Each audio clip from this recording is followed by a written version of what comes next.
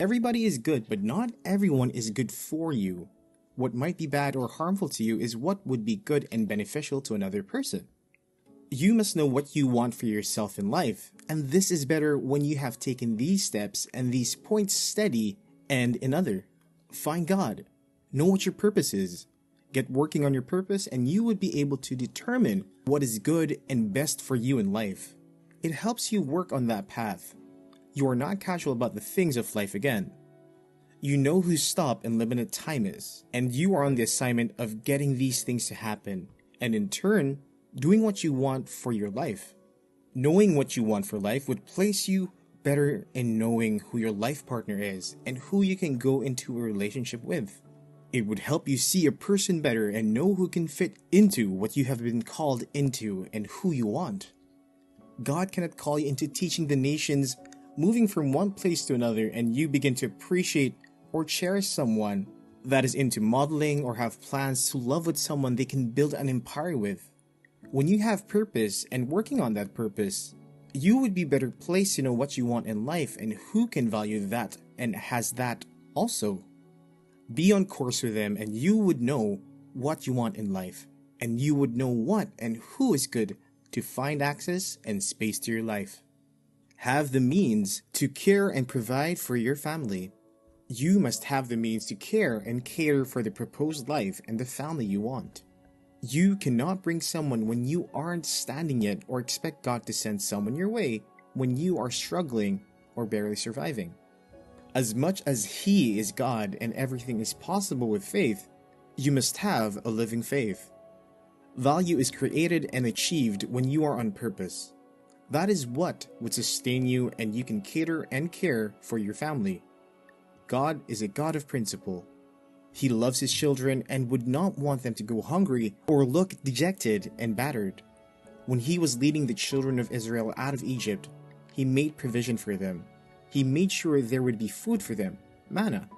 He made sure there would be water and drink and also meat. When you don't have earnings or a means of survival, or what brings wealth and resources to your home, keep waiting until it happens. That is why God gives skills so that you can have something to live and feed on. This is the first relationship you must have. Build a relationship with Him. When you have a perfect relationship with God, you would have a perfect love relationship. We are God's bride, and when we learn to relate with God, when we eventually meet our love partner, we would have a lovely relationship and home.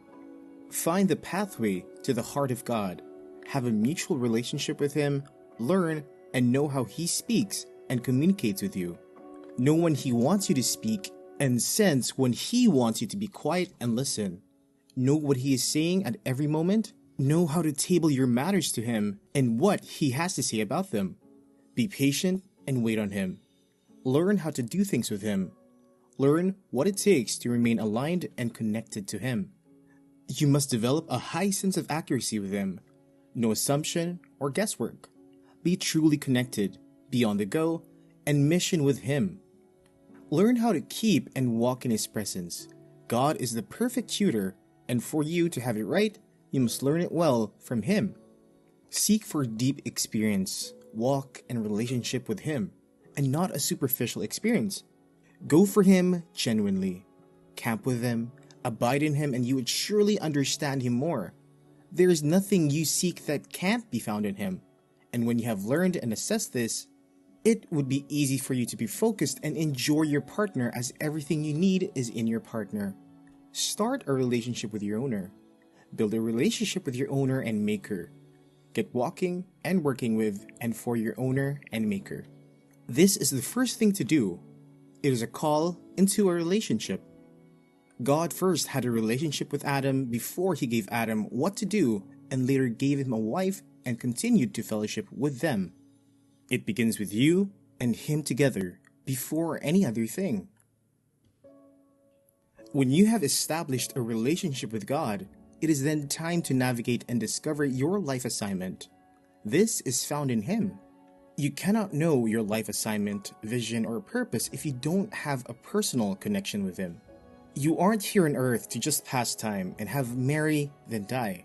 You are here on an assignment. You are here on a purpose. You were sent from heaven as an envoy to heaven and you must represent what you came for. Imagine a footballer of a national team, instead of going to play the match he or she came for, then decide to be selling in the market, or a soldier that has gone for battle, now taking a stop to do market or work. You may be successful, but you didn't represent what you were sent to do. You might make a happy life, but in the wrong thing and in the wrong way. You would have no reward or recognition for that. Someone has been appointed and mandated for that. You have your separate assignment. You have your duty, and that is what you must seek out to find. That is what you must learn and take the step to go into. Just imagine if Jesus had gone into carpentry with his earthly father Joseph. That destiny would have been lost, and we won't have had salvation today. Get to the business of discovering and knowing your purpose. That is why it is important to have a relationship with Him first. When you have a relationship with Him, you would be tested and sent forth into achieving that purpose. This is what God wants, and this is what would make Him happy. Everybody has a special assignment. You have a kingdom business, and if you haven't been able to discover your kingdom assignment, you have no business going into a relationship with someone. Wait until your purpose has been discovered, and you have taken the step to fulfill that purpose. This is what life is all about, and not an empty living or life of pleasure and cruise. You were made for a purpose. You are a special breed, a solution to a problem in this generation. Find God and discover what problem He has sent you on earth to be a solution and answer to first before marriage or relationship. You got someone you love is a favor from God, and how do you get that favor from Him? Beyond the assignment. A lot of people would discover the assignment but would not be found doing the assignment. It is not enough to know what your purpose is all about. You need to also get busy on the purpose. God called David a shepherd. It was a process. It was when God saw his heart and dedication to being a shepherd of sheep and cattle that God qualified and promoted him to be a shepherd after His people. Moses knew he was a deliverer, but was doing it the wrong way. God had to take him out to learn how to do it the right way. You cannot afford to be casual about it.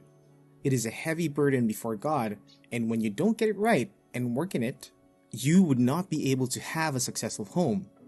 Find God and find your purpose, and find yourself working on that purpose, then God can look upon you and reward you with a faithful partner who you would continue to do business with. He who finds a wife finds a good thing and obtains favor from God. There can be no reward or favor from someone you haven't pleased. Or how do you please someone? Doing what the person likes or cherish.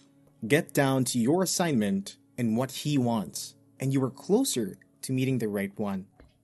Know what you want in life.